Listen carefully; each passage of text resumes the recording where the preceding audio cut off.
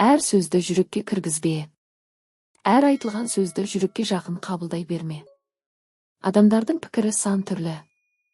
Біреуі қолдайды, біреуі сынайды, енді бірі сені мүлде түсінбей жатады. Егер әр сөзге бола көңіліңді түсіріп, өзіңді жоғалта берсең, өміріңді өзгенің ойына тәуелді етіп қоясың. Өмірде бәріне ұнау мүмкін емес. Бұл қалыпты жағдай. Бір адам сенің еңбегіңді бағаласа, екіншісі оны байқамауы мүмкін. Біреу жылы сөз айтса, тағы бірі орынсыз сын айтуы ықтимал. Бірақ олардың сөзі сенің кім екеніңді анықтамайды. Сенің құндылығың өзгенің пікіріне емес, өз ісіңе, ниетіңе және адамгершілігіне байланысты. Кейде адамдар ашумен, қызғанышпен немесе өз көңіл күйінің әсерімен ауыр сөз айтып жатады. Ол сөздің түпкі себебі сен емес, олардың ішкі күйі болуы мүмкін. Сондықтан әрбір жағымсыз пікірді шындық ретінде қабылдаудың қажеті жоқ. Ақылды адам алдымен, бұл сыннан алар пайдалы нәрсе бар ма? Деп ойлана. Егер бар болса, сабақ алады. Егер жоқ болса, оны жүрегіне сақтамай, жіберіп қояды.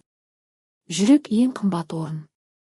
Оған үміт, мейірім, сенім мен қуаныш орнығуы керек.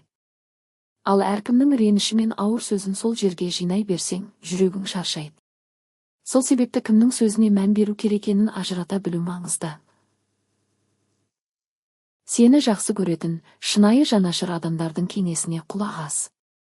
Ал жай ғана ренжіту үшін айтылған сөздерді желмен бірге ұшырып жібер. Өзіңді басқалармен салыстыру да жүрекке ауыр тиеді. Әлеуметтік желідегі әдемі суреттер, жетістіктер немесе мақтаулар өмірдің толық көрінісі емес. Әр адамның өз күресі, өз сынағы бар. Біреудің өміріне қарап өзіңді төмен бағалама. Сенің жолың өзіңе ғана тән жол. Әр адамның уақыты да, бақыты да әр түрлі келеді. Қателесу әлсіздік емес. Әр адам өмірінде сүрінеді. Маңыздысы сол қателіктен сабақ алып қайта тұра білу. Егер біреу сенің өткен қателігіңді бетіңе басса, бұл сенің болашағыңды анықтамайды. Адам өзгере алады, өседі, жетіледі. Ең бастысы өзіңнің де соған сенуің.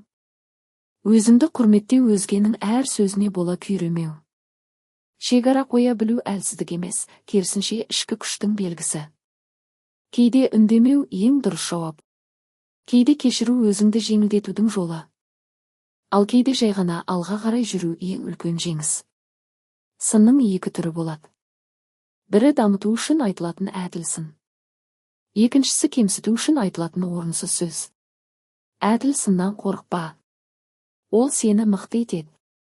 Ал орынсыз сөзге бола өзіңді жоғалтпа. Әр адамның айтқаны сенің шындығың емес. Өмір қысқа.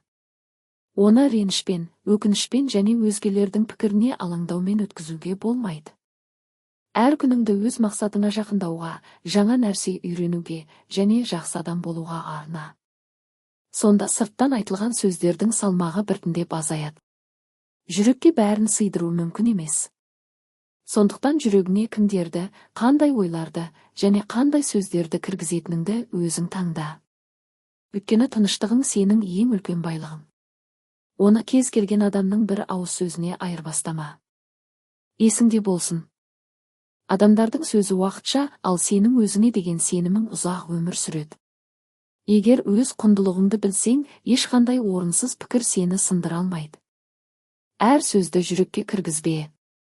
Жақсысын қабылда, жаманнан сабақ ал немесе жай ғана өткізіп жібер.